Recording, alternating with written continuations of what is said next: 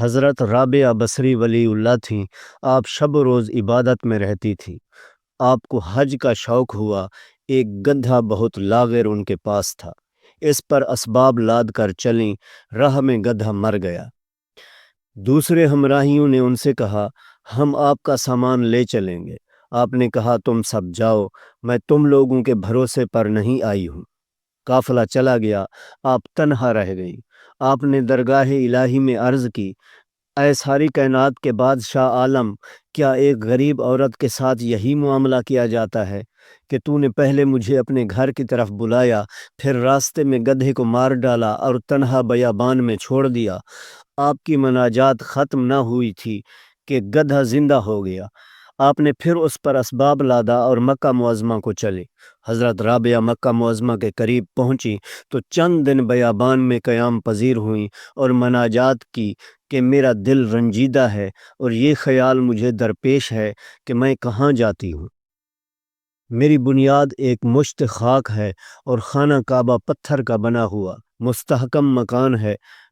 میری غرض ہے کہ تو مل جائے۔ اللہ تعالیٰ نے خطاب فرمایا، اے رابعہ، کیا تو چاہتی ہے کہ تمام عالم تہ و بالا ہو اور سب کا خون تیرے نامہ اعمال میں لکھا جائے؟ کیا تو نے نہیں سنا کہ موسیٰ علیہ السلام نے دیدار کی آرزو کی؟ ہم نے اپنی تجلی کوہ طور پر ڈالی، جس کا اثر یہ ہوا کہ تمام پہاڑ ٹکڑے ٹکڑے ہو گیا۔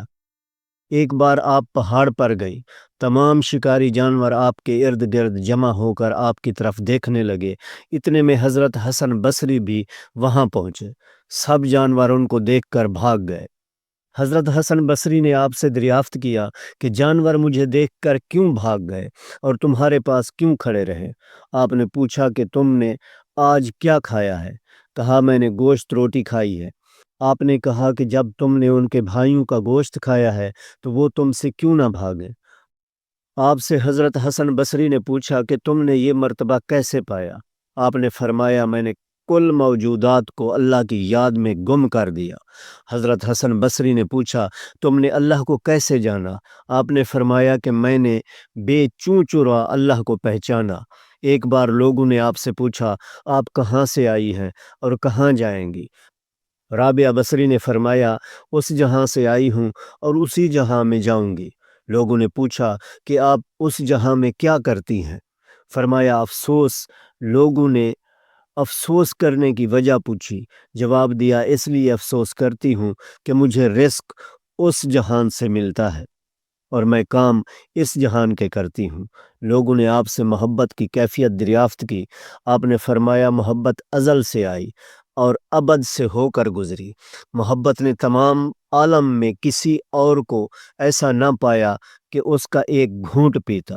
آخر کار محبت واصل اللہ ہوئی اور وہاں سے ارشاد ہوا، اللہ ان کو دوست رکھتا ہے اور وہ اللہ کو دوست رکھتے ہیں۔